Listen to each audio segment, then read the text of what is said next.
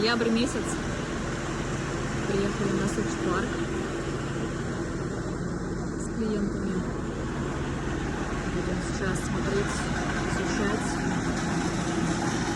Хочу показать процесс стройки. Буду говорить громко, потому что там идут как раз еще ремонтные работы.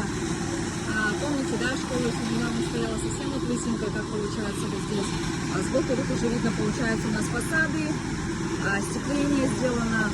И вот такие вот шикарные виды, которые будут наблюдать